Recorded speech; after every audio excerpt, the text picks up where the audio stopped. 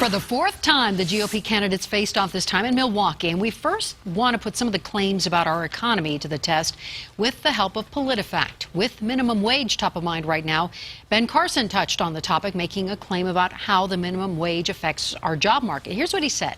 People need to be educated on the minimum wage. Every time we raise the minimum wage, the number of jobless people increases. Well, PolitiFact found that statement to be false. If you look at the 12-month period following every minimum wage hike since 1978, joblessness did rise on 7 occasions. It also fell on 4 occasions.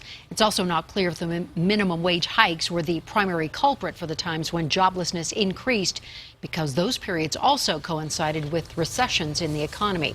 Now, overall, the rest of tonight's debate, with fewer fireworks compared to what we saw in Boulder a few weeks ago. Once again, the economy was the major topic for the candidates. And Denver 7 reporter Marc Stewart watched all of tonight's debate. And Mark, for the most part, the candidates pretty much stayed on topic, right? Pretty much civil, Eric. But here's the thing. Republican or Democrat, politicians know pocketbook issues like jobs and health care are what will draw voters to the polls. Tonight, the GOP candidates tried to sell their plans, but they also tackled immigration and questions of personal integrity.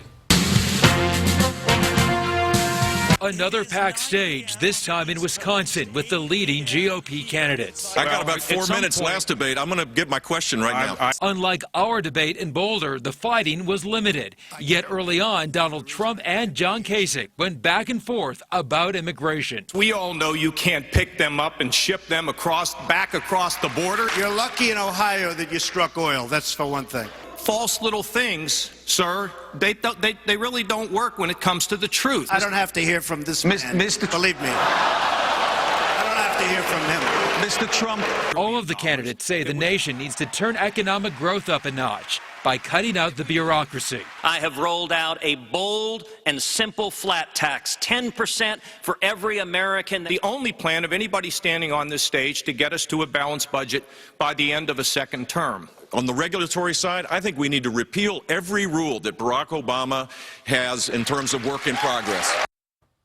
Ben Carson was also questioned about his past and some of the discrepancies during his childhood. He quickly turned the focus to Hillary Clinton, suggesting she lied about what really happened during the embassy attack in Benghazi.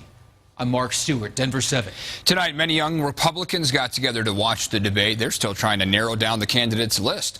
They were all tuned in to hear what they had to say about student loans and mostly health care.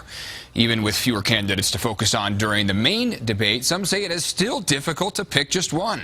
I don't think it's the time that's challenging in these debates. I think it's the amount of candidates we have and making sure that every question is asked by every candidate. One thing Ellie said she wanted to hear about tonight was everyone's tax plans, which many of the candidates still aren't getting into detail about.